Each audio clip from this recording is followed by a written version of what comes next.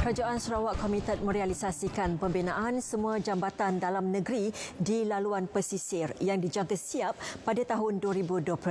Kita bersama-sama Firdaus Arasi Idris untuk perkembangan di Sarawak. Silakan Firdaus.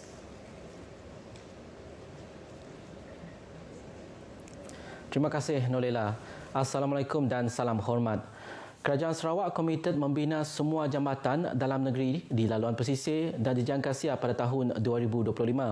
Ketua Menteri Datuk Patinggi Abang Johari Tun Openg berkata, dengan peruntukan kerajaan negeri, semua projek jambatan di Sarawak yang menelan kos RM5 bilion sedang dalam proses pembinaan. Beliau mengulas mengenai jambatan Batang Lupar iaitu jambatan terpanjang di Sarawak lebih 5 km yang mungkin mengambil masa 4 tahun untuk disiapkan dan ketika ini projek pembinaan jambatan tersebut masih pada peringkat tender namun peruntukan telah disediakan dan dibiayai kerajaan negeri setelah projek itu digugurkan oleh kerajaan terdahulu. Tak tahulah sejarah Batang Lupar apa yang terjadi termasuk rombongan.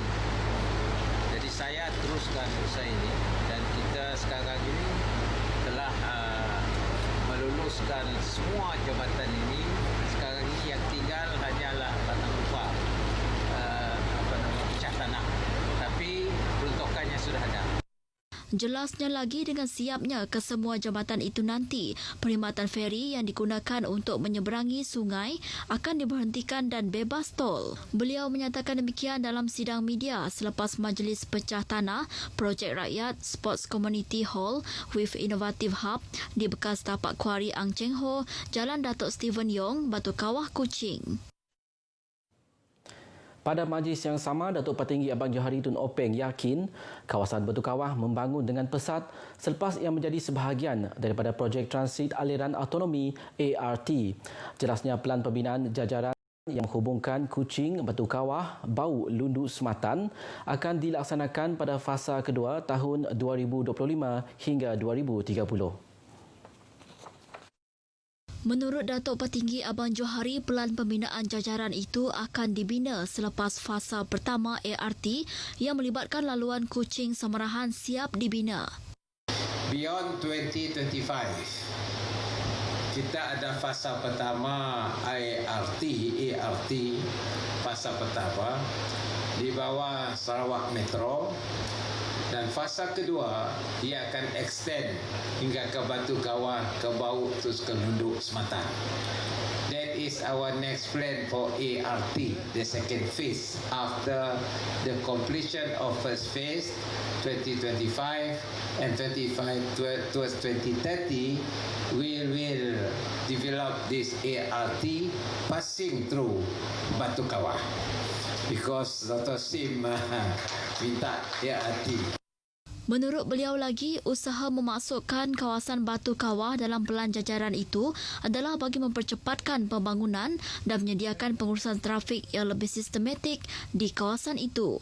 Beliau yakin penyediaan laluan tersebut akan memacu pembangunan di kawasan Batu Kawah dengan pembinaan perumahan mampu milik atau estet perumahan.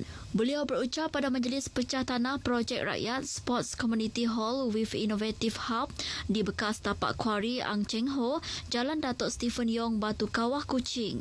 Bekas tapak kuari yang terbiar itu akan diberi wajah baru dan membangunkannya sebagai eko pelancongan Dewan Sukan yang boleh memuatkan 1,000 orang dengan kos sebanyak RM15 juta. Ketiga-tiga mangsa tragedi JT Triso telah selamat disemadikan di Taman Peringatan Nirvana di Jalan Sibu Bintulu pagi tadi. Mayat mangsa yang dibawa dari Rumah Mayat Sibu tiba di lokasi persembadian pada pukul 9 pagi. Sebaik tiba, mayat mendiang Lorna Ting dan dua anaknya Alvin Pang dan Wallace Pang diangkat masuk bagi upacara pembakaran mayat. Suami mendiang Pang Wei Bing serta saudara yang hadir telah memberi penghormatan terakhir kepada mendiang. Ketika ditemui pemberita, beliau yang pasrah dengan apa yang telah berlaku akan lebih menghargai ahli keluarga serta saudara mara yang masih hidup. 有啊，我想做好我在现在还很长的路要走，做好我应该要做的事情，比如好好的照顾我家的我父母亲，我好好，每当有过年过节哦，来拜祭他们，做好我应该做的东西，还有，没有什么了啦，没什么。Dalam pada itu, beliau turut mengucapkan terima kasih kepada badan-badan dan persatuan yang banyak membantu dan meringankan bebannya dalam urusan pengebumian mangsa. Dalam kejadian pada 1 Januari lepas, mendiang Lorna Ting bersama kakaknya Siti Aisyah Abdullah dan ahli keluarga meninggal dunia selepas kenderaannya terjunam ke Sungai Batang Lupar. Di Kuching, operasi hari ketiga mengesan seorang kaki tangan agensi telekomunikasi yang dilaporkan hilang di Laut Sentubong masih belum menemukan kelibat mangsa. Usaha mengesan Samsudin Bidin, 59 tahun, yang dipercayai jatuh ke laut itu menghadapi kesukaran ekoran daripada laut bergelora. Menurut Pengarah Jabatan Bomba dan Penyelamat Sarawak, Khairuddin Rahman, selain pencarian di laut, pihaknya memfokuskan kawasan berhampiran pantai dan sekitar lokasi penemuan bot mangsa semalam. Beliau optimis mangsa mungkin selamat kerana terdapat andaian yang mengatakan mangsa menggunakan jaket keselamatan semasa kejadian. Kalau tengok yang ada dipakai, kebanyakan yang ada ni adalah police station device untuk kata orang sehari 2 hari. Maknanya lebih kurang dalam 72 jam. 72 jam dah 3 hari lah. Sebab kalau kita pakai jenis yang solas untuk laut, dia lebih kadang 7 hari ke atas. Pihaknya turut menggerakkan 2 ekor anjing pengesan unit K9 bagi membantu mencari mangsa.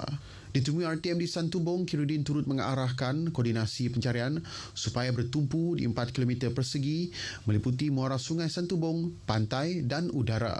Operasi pencarian melibatkan 54 orang meliputi pelbagai agensi penyelamat. Perkembangan terkini, pasukan pencari dan penyelamat SAR hari ini berjaya mengesan alat pengapungan atau jaket keselamatan milik Samsudin Badin pada pukul 1.45 petang tadi. Menurut Ketua Balai Bomba dan Penyelamat Petrajaya, Azharul Sari, jaket yang berkemungkinan milik mangsa itu ditemukan kurang 2 batu nautika dari lokasi botnya ditemukan semalam berhampiran tepi pantai. Sekian berita wilayah dari Sarawak. Kembali bersama Nolela di Angkasa Puri. Silakan. Firdaus, terima kasih. Baiklah, Maya.